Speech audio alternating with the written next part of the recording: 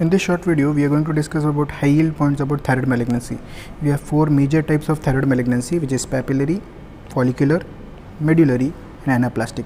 And two of them are differentiated, which is papillary and follicular, and undifferentiated are anaplastic and medullary. So we will discuss one by one the characteristics. So first, papillary carcinoma of thyroid is the most common carcinoma of thyroid, and females are more commonly affected than males. Being differentiated, it develops or originates from follicular cells along with follicular carcinoma. And now the papillary carcinoma of thyroid is the most common malignancy in patients who have received radiation. For example, patients who have received radiation for Hodgkin's lymphoma are more prone to develop papillary carcinoma of thyroid in iodine sufficient areas, and patients who have long standing thyroglossal cyst. Papillary carcinoma of thyroid spreads by lymphatic route, and there is a term called as lateral aberrant thyroid, which is basically a cervical lymph node which is invaded by papillary carcinoma of thyroid. So microscopically, we have characteristic appearances for papillary carcinoma of thyroid, which includes orphan and eye nuclei appearance, samoma bodies, and nuclear grooves, which we will see later. And the tumor marker for all the differentiated carcinomas, which is papillary and follicular, is your thyroglobulin. Gene mutations which we see in papillary carcinoma of thyroid is BRAF, RET or PTC, and MET. The prognosis of papillary carcinoma of thyroid is excellent. The next malignancy, the next differentiated malignancy is your follicular carcinoma of thyroid. In follicular carcinoma of thyroid, this is the most common carcinoma in patients who have iodine deficiency or have multinodular goiter. And the spread of follicular carcinoma of thyroid is by hematogenous, and this patients of follicular carcinoma of thyroid has bone mets. On FNAC, we are unable to differentiate between a follicular adenoma and follicular carcinoma because they are differentiated based on the invasion or breach of the basement membrane, which is very hard to tell on FNAC. And on microscopy, you see uniform micro follicles in the follicular carcinoma of thyroid.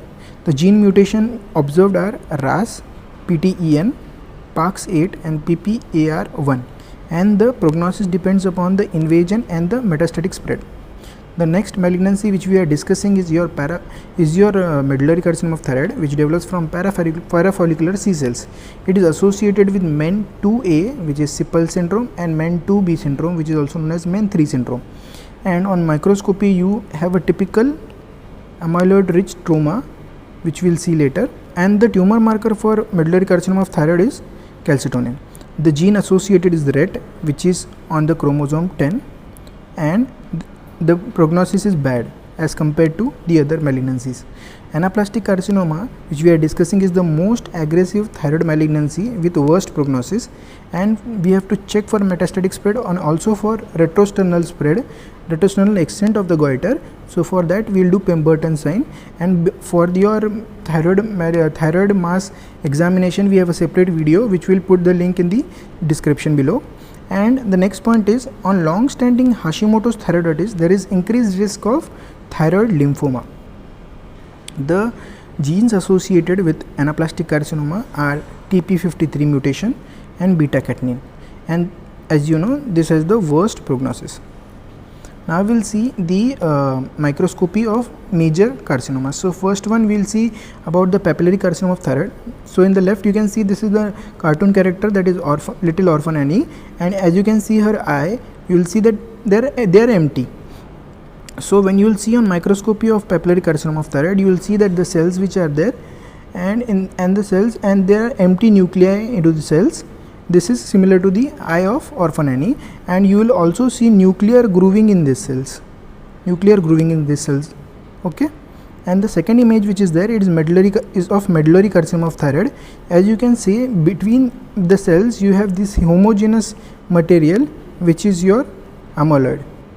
So amyloid rich stroma is characteristic of medullary carcinoma of thyroid. So this is all about your thyroid malignancies, and now we have a question for you. Now you can pause the video, read the question and answer in the comments below, and we'll send a detailed explanation about the question after a day. Thank you.